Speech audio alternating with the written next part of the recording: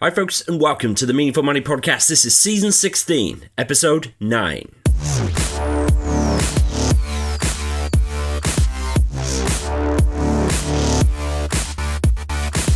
This is the podcast dedicated to helping you put your finances in order. My name is Pete Matthew, and I'm going to share with you everything you need to know and everything you need to do to secure your financial future. I'm here to help you make sense of money.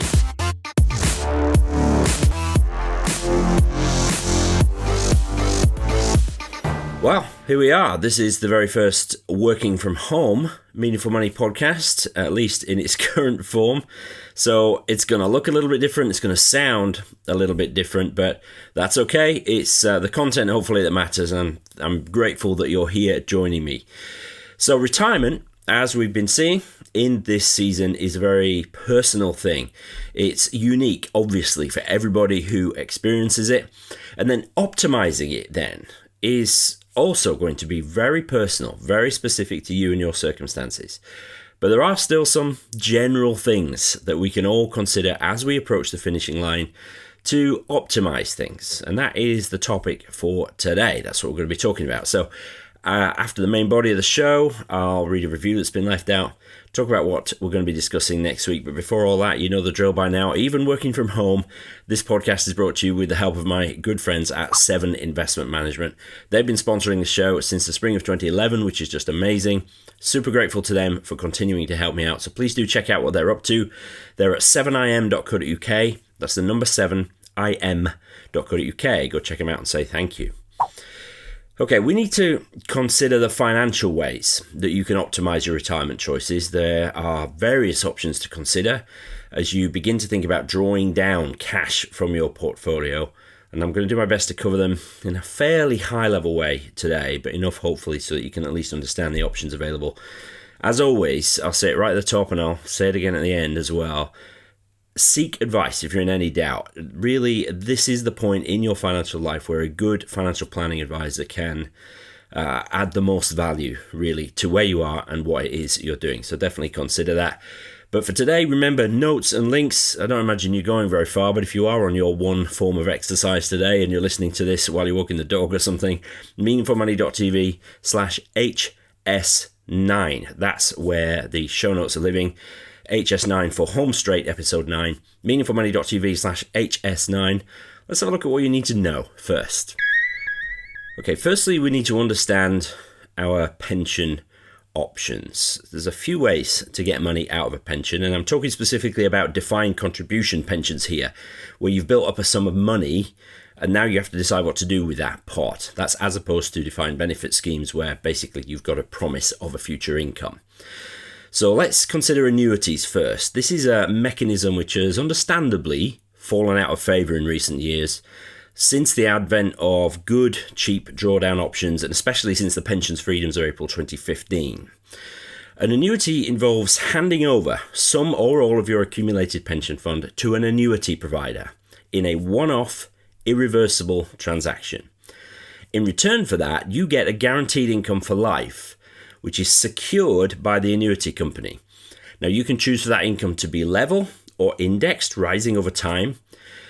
You can have it pay out for a minimum guaranteed period of time, even if you die within that period. You can provide for a spouse or partner if you die first by adding them to the plan. And if you're in ill health, you're a smoker or you're taking some kind of medication, you might well get more income for your fund because your life expectancy is curtailed in some way. Because the annuity company are going to be paying you for a shorter time, they'll pay you more. Now, the problem with annuities has always been the unknown period of time that they will pay for. After all, how long is for life? You know, if it's a guaranteed income for life, how long is that actually? None of us know how long we're going to get, of course. Now, if you live till age 105, obviously you'll have really got your money's worth out of the annuity company. But if you hand over, say, 100 grand in pension fund and get, 5,000 quid a year or something, if you die after 2 years, that's going to suck pretty hard. Now, annuity rates, which is the amount of income you get per £1,000 of fund, say, they've vastly reduced in the last 10 or 15 years, and that makes them a lot less attractive than they used to be. So why would you consider annuity? Sounds like I'm a little bit down on them, but they're an excellent way of securing a kind of minimum baseline income. So if you look at your minimum monthly outgoings and you realize that you don't have enough coming in from your other secured income sources to cover them, you might want to at least perhaps make sure that you do have your minimum expenses covered before perhaps considering drawdown for the rest of your income needs. So you could use an annuity for that. So that's an annuity. The main alternative is called drawdown. More properly, it's called unsecured pension. Now, instead of handing over your money to an annuity company in return for an income for life, which the annuity company gets to decide how much that is, you get to keep your pension fund invested, essentially stick a tap on it, and draw off what income you need when you need it. Now, technically, there are two types of drawdown. First is called flexi access, and then there's capped drawdown. If you've already got a drawdown plan and you've had it a few years, it might be a capped drawdown plan. But probably most new plans are written as flexi access drawdown these days. Essentially, it means that you can take what you want when you want from your pot. But the big downside is that rather than knowing you've got a guaranteed income for life, however long or short that is, you now have the responsibility for keeping the money invested in such a way that it never runs out. And that's what last week's episode was all about, investing for longevity. I like my friend Paul Armson's picture of a bucket with a tap on the bottom. When you imagine the water level in the bucket, that is the value of your pension fund. And if you open the tap to draw money out, the level of water reduces. The level of water will also rise and fall with markets, and your job is to manage the investments and the level of spending to make sure that the water never runs out, essentially. Now, for both annuities and drawdown, when you make the decision to move some or all of your pension fund into one of those arrangements, you've got the option at that point, the point of crystallization, to take up to 1/4 of your pension fund, usually as a tax-free cash lump sum. A little bit more about that in a minute, but it's an important thing to factor in your planning. After tax-free cash is paid, anything else that you take from your pension, either in the form of regular annuity payments or drawn from a drawdown plan, that is taxed just like earned income. All right. One final little wrinkle that I mentioned a couple of weeks ago is so-called UFPLUS. Yeah, all right. Stands for Uncrystallized Fund Pension Lump Sum. And here, rather than moving money from a normal pension fund into a drawdown account and then drawing off that, essentially here there is no bucket. The clue's in the name. This is about a lump sum. So once you've decided how much lump sum you want to take out of your pension, you literally just draw it straight out of your uncrystallized pot. Whatever you draw, 1/4 of that will be tax-free, and the rest is just added to your notional income in the year that you take it for working out income tax. So those are your main options, really: annuity, drawdown, and UFPLUS for taking money out of a pension. So which one or ones work best for you? They're entirely dependent on your situation, your income needs, your feelings about investment and longevity risk, and a whole load of other factors. Okay, so that's pension retirement options, if you like. Second thing you need to know, or at least think about, is to ask yourself whether you actually need the tax-free cash, which is almost certainly available from your pension pot. Too many people take all the cash that's available as a kind of default option, right? Now, nothing at this crucial point in your financial life should be default, right? We're being intentional, remember? So ask yourself, do you really need to take the tax-free cash from your pension? One factor in that decision will be your cash needs in the early years of retirement. But if you've got other sources of cash put aside that you can draw from, it might make sense to leave more in your pension fund and use the tax-free cash element of any future drawings available for planning. Okay, it can be quite useful to keep the tax-free cash element intact and use it as you draw down. Remember, if you take tax-free cash out of a pension and you have it now in your bank account, that's now in your estate. And if you die, it will be added and counted in the calculation for inheritance tax. Money left inside a pension will not, and that's a crucial benefit of drawdown.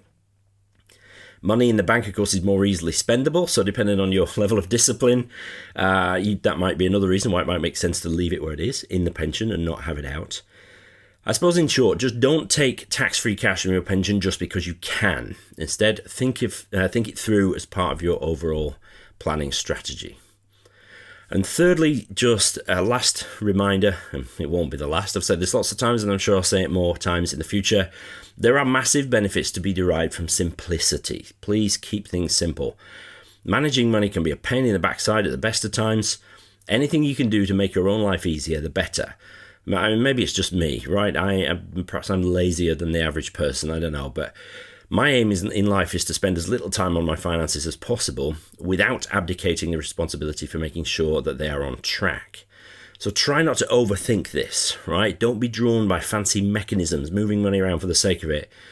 Fancy schemes generally make the purveyors of those schemes richer than you, right? Which is daft.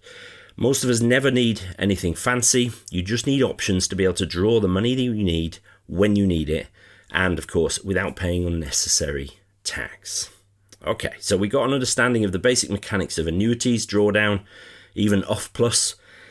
We're going to be intentional about taking tax-free cash, and we know that simple is best. So how do we go about optimizing all these things, bringing them together for your own retirement situation? Let's have a look at what you need to do. So the first thing we need to do is to identify our cash needs for the first 3 to 4 years of our retirement. Now, in previous episodes in this season, we spent some time identifying the gap between your secured income and your required spending needs. Now, if you've got more secured income than you're going to need to spend, then congrats, you've cracked it. You don't need to listen to this anymore. Go and wash the car again, okay? Most of us, though, will have a shortfall between the amount of secured income coming in and what we would like to spend to live. And that shortfall will likely be biggest at the start of our retirement, because for many of us, we'll have income sources kicking in at different times, different DB schemes, and not least our state pension. So I think it would serve you well to identify your cash needs for the first 3 to 4 years after you technically retire, whatever that means for you. And once you've done it, you can think then about where you should take that cash from. So maybe you have enough in cash already. Maybe you've got premium bonds or savings accounts or whatever. If so, will you use all that up in the first 3 to 4 years of retirement, or will there be any left?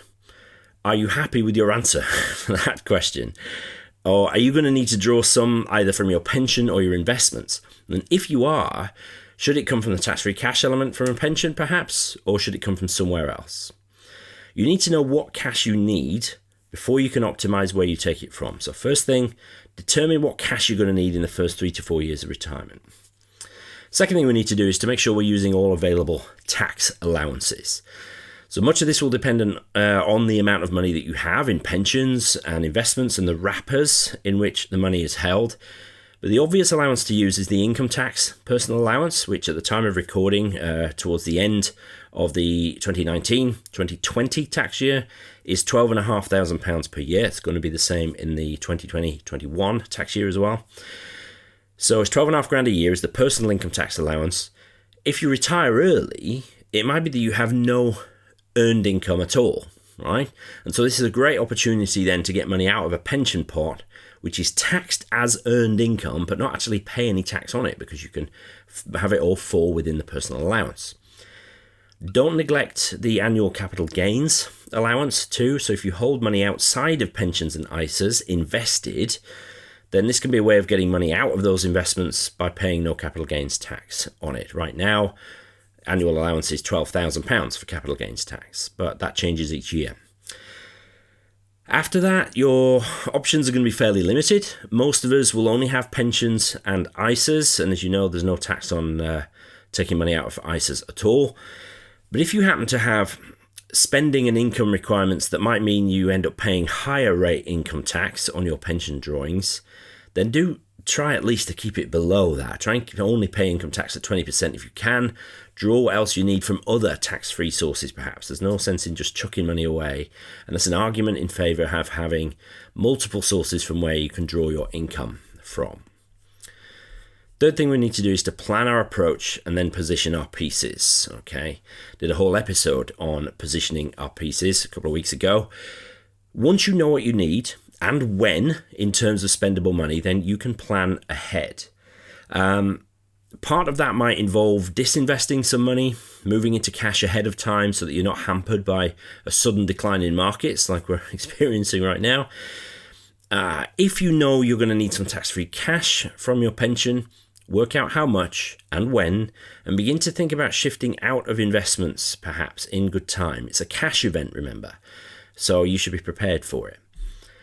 If you retire early, and I mean like really early, then it's possible you might not have access to your pensions immediately.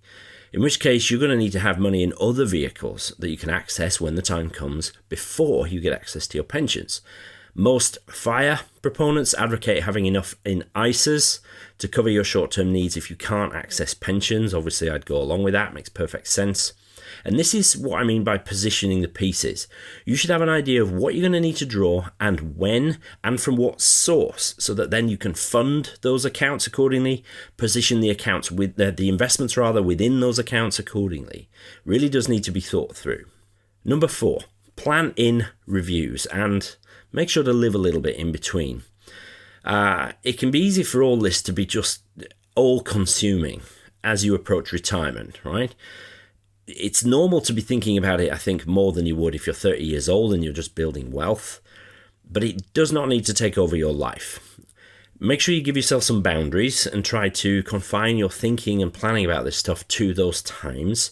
And when you actually do retire, I'm going to suggest that you only review things formally once a year with very short, maybe quarterly check-ins in between. I just think this is important to enable you to enjoy your retirement. Okay, that's what it's all been about after all. You don't want to get there and then spend the whole time just managing your money and worrying about withdrawal rates and things like that. A little bit more on that next week. But for now, just plan in reviews in the run into retirement. Don't obsess about it. Don't let it take over your life.